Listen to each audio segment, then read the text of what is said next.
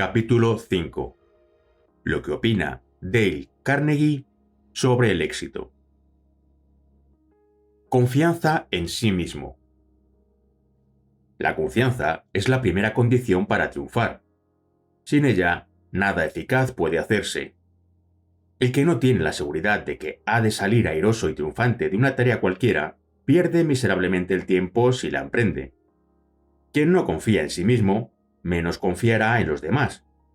Y sin la confianza mutua, no hay relación social posible. La duda es la enemiga del éxito. La bala que se desvía de la trayectoria precisa es bala perdida.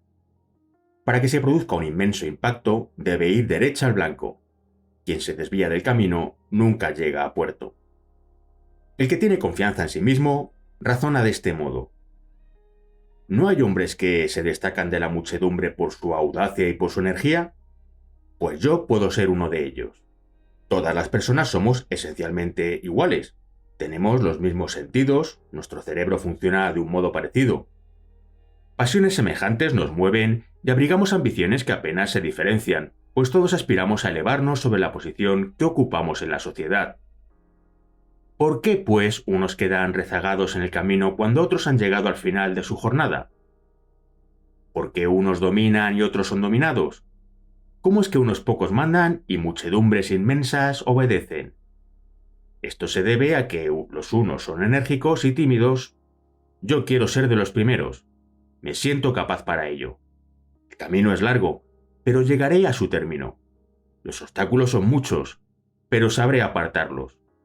Puede que me asalten súbitos desfallecimientos, pero sabré vencerlos. Soy tan capaz como el más fuerte. A donde los otros llegan, llegaré yo. Una persona que razone así no puede dejar de conseguir lo que se propone. Las estadísticas revelan que, aun en las actividades que reclaman conocimientos más especializados y talentos más altos, la mayor parte del progreso individual se debe a esto tan sutil que llaman personalidad, ese algo indefinible que procura autoridad e inspira simpatía y confianza. Es, en sentido muy amplio, lo que nosotros siempre hemos llamado don de gentes. Y es un don que puede adquirirse y que, si lo poseemos ya como parte de un bien natural, puede perfeccionarse. La capacidad de hablar bien es el camino más breve hacia la distinción y el éxito. Ella es la que destaca a una persona y la hace sobresalir entre la multitud. El célebre profesor norteamericano Dale Carnegie sostiene que casi todas las personas pueden hablar pasablemente si tienen confianza en sí mismos y hay una idea que hierve en su interior. La forma de lograr confianza en uno mismo, añade, es hacer lo que se teme hacer. Y solo hay un medio para conseguir que alguien haga algo. ¿Sabe cuál es? El hacer que el prójimo quiera hacer ese algo. ¿Y qué es lo que quiere usted?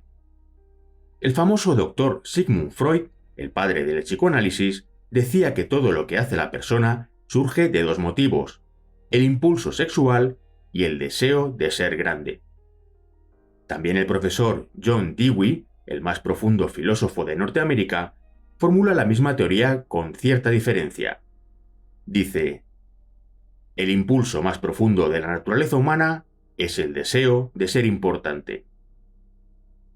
Según Carnegie, todos los adultos normales quieren la salud y la conservación de la vida, alimento, sueño, dinero y las cosas que compra el dinero, vida en el más allá, satisfacción sexual, el bienestar de los hijos, un sentido de la propia importancia.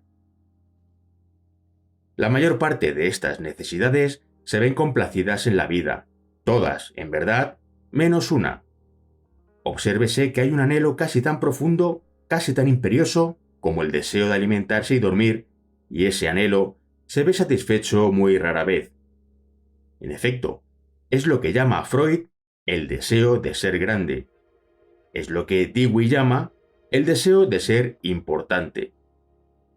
El presidente Abraham Lincoln empezó cierta vez una carta con estas palabras: a todo el mundo le agrada una lisonja. Y William James, fundador de la moderna psicología experimental y uno de los hombres que mayor influencia social ha ejercido, dijo: «El principio más profundo del carácter humano es el anhelo de ser apreciado». El deseo de sentirse importante es una de las principales diferencias que distinguen a los hombres de los animales. Y si nuestros antepasados no hubiesen sentido este ardiente deseo de ser importantes, la civilización no existiría, y sin él seríamos iguales que las fieras. El gran secreto para tratar a la gente, según Carnegie, es ser cautelosos en la aprobación y abundantes en el elogio. Hacer sentir en los demás el ardiente anhelo de ser importantes. Cada uno moldea su carácter. Mientras uno se imagine que no puede, que carece de capacidad, que se corre un riesgo considerable, quedarán sofocadas las más brillantes aptitudes. Y al contrario, un individuo mediocre, pero animado por una completa confianza en sí mismo, logrará el éxito.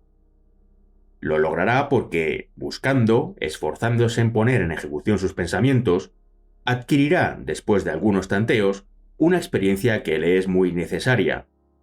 Sí, lo conseguirá porque, precisamente a causa de su confianza inquebrantable, el fracaso, que abatiría a otros, dejará intactas sus disposiciones emprendedoras que le llevarán al éxito más rápidamente de lo que hubiera supuesto. Hoy necesitamos de las ideas del gran maestro William James más que nunca. ¿Quieres saber por qué? La esencia de su doctrina es que la persona puede imponerse a las circunstancias, que no somos las víctimas predestinadas de la herencia y del medio ambiente, y que nos es dable, por medio de una valerosa autodisciplina, perfeccionar no solo nuestra obra, sino nuestro propio carácter. De William James provienen estas estimulantes y útiles observaciones sobre el mundo íntimo que todos habitamos. Primero, dominemos las emociones con la acción. James fue quien descubrió que las manifestaciones físicas de nuestra emoción intensifican enormemente la emoción misma. Por ejemplo, póngase delante de un espejo, apriete los puños, frunza el ceño y enfoque imaginariamente su enojo contra alguna persona por la que siente fuerte antipatía. Al cabo de 1 minuto o 2, se sentirá encendido de cólera. James aconseja: para estar contento, yérguete contento, mira en torno alegremente y condúcete como si la alegría ya te inundara.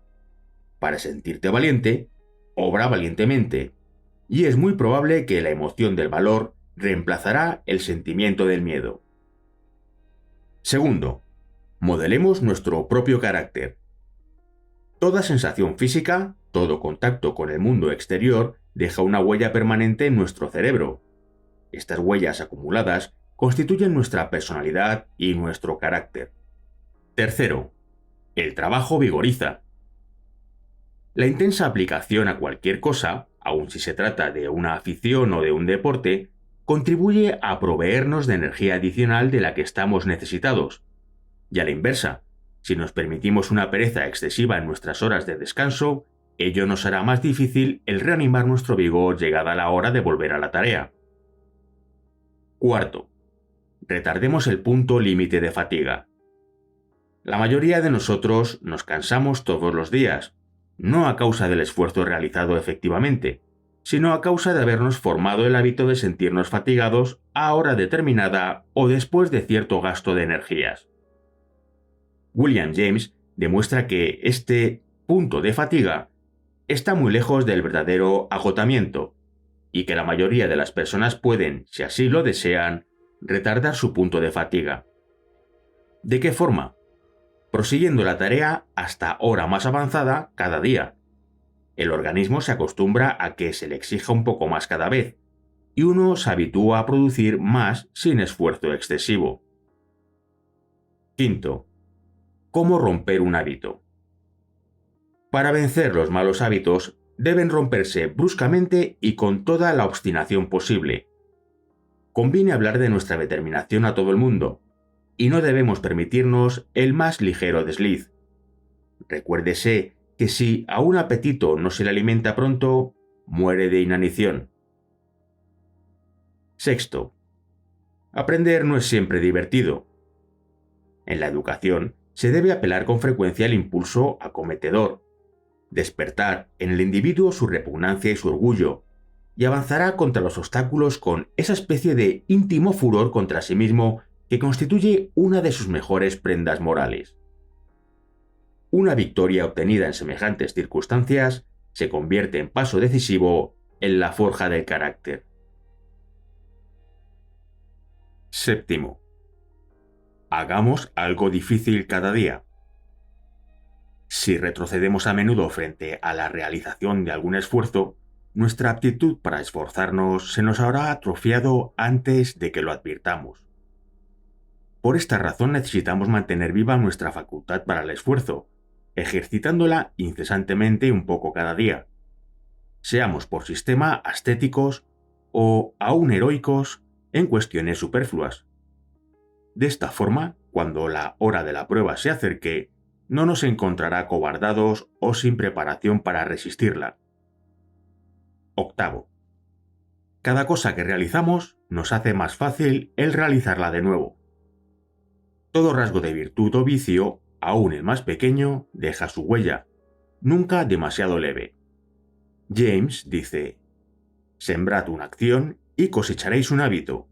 Sembrad un hábito y cosecharéis un carácter. Sembrad un carácter y cosecharéis vuestro destino. Noveno, filosofía del sentido común. William James nunca abrazó la teoría de que es necesaria una prolongada y ardua preparación para el ejercicio de ocupación alguna. Juzgaba que debe acometerse tan pronto como uno se considere razonablemente capacitado para ello, e ir aprendiendo sobre la marcha. Décimo, es bueno experimentar alguna ansiedad. Cierto grado de tensión resulta provechoso al ser humano, excita células cerebrales de otra suerte inactivas, estimula la atención, nos hace desenvolvernos más eficazmente, produce una descarga de ciertas hormonas y facilita todo aprendizaje al acrecentar la diseminación de los mensajes nerviosos en el cerebro. Un psiquiatra aconsejó a un hombre, afectado de nerviosismo y angustia: haga usted como el malabarista. En efecto, el malabarista sostiene en el aire hasta media docena de objetos a la vez, gracias a que se mantiene perfectamente tranquilo, aunque alerta. Para ser bien recibido en todas partes. 6 maneras de agradar a la gente. Alfred Adler, el célebre psicólogo vienés, en su obra ¿Qué debe significar la vida para usted?, escribió: el individuo que no se interesa por sus semejantes es quien tiene las mayores dificultades en la vida y causa las mayores heridas a los demás. De esos individuos surgen todos los fracasos humanos. Esta es, según Dale Carnegie, la primera de las 6 maneras de agradar a la gente, la de interesarse auténticamente por las demás personas. Las otras 5 son: 2. Sonría. Esta es una manera sencilla de causar una buena primera impresión a los demás. ¿No tiene ganas de sonreír? En ese caso, puede hacer 2 cosas. Primero, esforzarse en sonreír. Proceda como si fuera feliz, y eso contribuirá a hacerle feliz. Abraham Lincoln dijo en cierta ocasión que casi todas las personas son tan felices como se deciden a serlo. Y tenía razón. Segundo, controle su pensamiento. La felicidad no depende de condiciones externas, sino de las internas. William James lo formuló así: la acción parece seguir el sentimiento, pero en realidad la acción y el sentimiento van juntos, y si se regula la acción, que está bajo el control más directo de la voluntad, podemos regular el sentimiento, que no lo está. De tal manera, el cambio voluntario y soberano hacia la alegría, si perdemos esta, consiste en proceder con alegría, actuar y hablar con alegría, como si esta alegría estuviera ya con nosotros. Los chinos, que son tan sabios en las cosas de este mundo y que tanto sonríen, tienen un viejo proverbio que dice más o menos así: el hombre cuya cara no sonríe no debe abrir una tienda. La sonrisa no cuesta nada, pero crea mucho. Enriquece a quienes la reciben, sin empobrecer a quienes la dan. 3. Recuerde que el nombre de una persona es para ella el sonido más dulce y más importante que puede escuchar. Los hombres sienten tanto orgullo por su apellido que tratan de perpetuarlo a cualquier precio. El presidente norteamericano, Franklin D. Roosevelt, dedicaba mucho tiempo a recordar hasta los nombres de los mecánicos con quien entraba en contacto. Y es que sabía que uno de los medios más sencillos, más evidentes y más importantes para conquistar la buena voluntad ajena es la de recordar nombres y hacer que los demás se sientan importantes. 4. Sea un buen oyente. Aliente a los demás a hablar de sí mismos. Esta es la mejor manera de convertirse en un buen conversador. Y si usted escucha con atención, si demuestra interés en lo que dice su interlocutor, no solo se ganará las simpatías de éste, sino que será considerado como un conversador inteligente. Aún el crítico más violento o el polemizador crónico se suavizará y apaciguará frecuentemente en presencia de un oyente que muestre paciencia y simpatía. Está demostrado que un oyente que guarde silencio en tanto que el otro grita, se dilata como una cobra y suelta el veneno de su protesta, acaba por aplacar al enfurecido y colérico interlocutor después de que éste se ha desahogado a su gusto. 5. Hable siempre de lo que interesa al prójimo. Siempre que el presidente Roosevelt esperaba a un visitante, se quedaba hasta muy tarde, la noche anterior a su llegada, instruyéndose en el tema sobre el cual sabía que se interesaba el huésped esperado. Roosevelt actuaba así, pues no ignoraba, como los grandes jefes, que el camino real hasta el corazón es hablarle a cada uno de las cosas que más preciadas le son. 6. Haga que la otra persona se sienta importante y hágalo sinceramente. Esta es la mejor manera de agradar instantáneamente al prójimo. Usted anhela la aprobación de todos aquellos con quienes entra en contacto. Desea que se reconozcan sus méritos. Quiere tener la sensación de su importancia en su pequeño mundo. Y no quiere escuchar adulaciones baratas o falsas, sino que anhela una sincera apreciación. Todos deseamos que nuestros amigos y allegados sean, como dijo Charles Schwab, calurosos en la aprobación y abundantes en el elogio. Obedezcamos, pues, la regla de oro, dice Carnegie, y demos a los otros lo que queremos que ellos nos den. ¿Cómo? ¿Cuándo? ¿Dónde? La respuesta es siempre, en todas partes, y sin esperar nunca la menor recompensa por ello. Si somos tan despreciables por egoístas que no podemos irradiar algo de felicidad y rendir un elogio honrado sin tratar de obtener algo a cambio, si nuestras almas son tan mezquinas, iremos al fracaso, a un fracaso merecido. Fórmulas maravillosas. Cuéntase que Benjamin Franklin, carente de tacto en su juventud, llegó a ser tan diplomático, tan diestro para tratar con la gente, que se le nombró embajador norteamericano en Francia. ¿Cuál fue el secreto de su buen éxito? No hablaré mal de hombre alguno, dijo Franklin, y de todos diré todo lo bueno que sepa. Si quieres recoger miel, no des puntapiés sobre la colmena, dice el refrán. Hay muchas maneras de cambiar a los demás sin ofenderlos ni despertar resentimientos. He aquí las más importantes, según Carnegie. A. Llame indirectamente la atención sobre los errores de los demás. De esta forma podrá criticar y no ser odiado por ello. B. Comience con elogios y una honrada apreciación de las buenas cualidades del prójimo. Si tiene que encontrar defectos en los demás, esta es la forma de empezar. Recuerde que el barbero jabona la cara del hombre que va a afeitar. C. Hable usted primero de sus propios errores antes de criticar al prójimo. Si sabe utilizar con destreza la humildad y los elogios en sus diarios contactos, obtendrá resultados verdaderamente milagrosos en sus relaciones humanas. Con unas pocas frases para elogiar al prójimo y saber humillarse oportunamente, puede convertirse a una persona altanera e insultada en un firme amigo. D. Permita que el prójimo salve su prestigio. Cuán importante, cuán vitalmente fundamental es salvar el prestigio, y cuán pocos entre nosotros nos detenemos a pensarlo.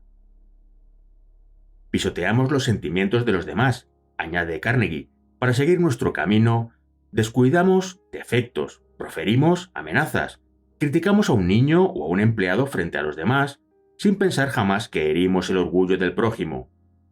Y unos minutos de meditación, una o dos palabras de consideración, una comprensión auténtica de la actitud del prójimo contribuirán poderosamente a aligerar la herida. E. Haga preguntas en lugar de dar órdenes directas.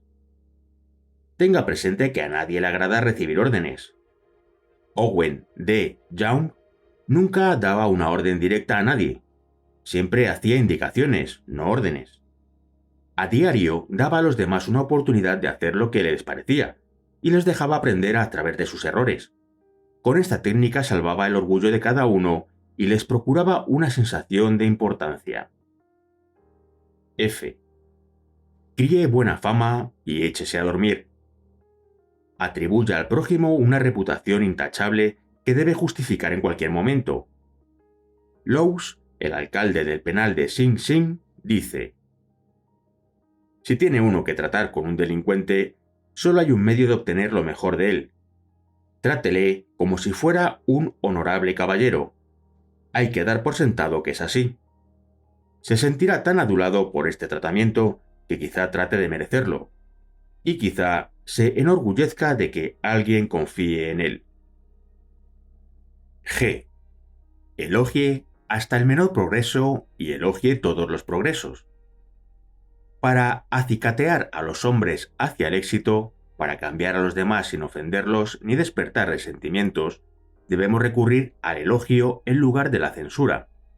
Si elogiamos hasta la menor mejora, esto hará que los demás quieran seguir superándose. H. Aliente a los demás. Haga que los defectos que usted quiere corregir parezcan fáciles de eliminar. Procure sobre todo que parezca fácil hacer lo que usted quiere que haga el prójimo. Y. Procure que los demás se sientan felices al hacer lo que usted sugiere. O. Henry declaraba hace poco que la famosa casa editora Doubleday Page seguía siempre esta regla, y que al rechazar uno de sus libros lo hacía con tal encanto, tal apreciación, que se sentía más contento cuando en esta casa le rechazaban un libro que cuando otro editor aceptaba su obra. Para hacer que los demás piensen como usted, Dale Carnegie aconseja las siguientes reglas. Primero, el único medio de salir ganando en una discusión es evitarla. Segundo, demuestre respeto por las opiniones ajenas. Jamás diga al prójimo que se equivoca. Tercero, si se equivoca usted, admítalo rápidamente y con entusiasmo. Cuarto, comience a hablar en forma amistosa y no colérica. Quinto, consiga que la otra persona diga sí, sí, inmediatamente. Si dice no, es muy difícil luego hacerle cambiar de opinión. Sexto, deje que su interlocutor sea quien hable más, sepa escuchar. Séptimo, deje que la otra persona crea que es de ella la idea. Octavo, intente honradamente ver las cosas desde el punto de vista ajeno. Noveno, muestre simpatía por las ideas y deseos del prójimo. Décimo, apele a los motivos más nobles para que los demás acepten su forma de pensar. Onceavo, dramatice sus ideas. Hay que hacerlas vívidas, interesantes, dramáticas, para que llamen la atención. Y doceava, lance un desafío.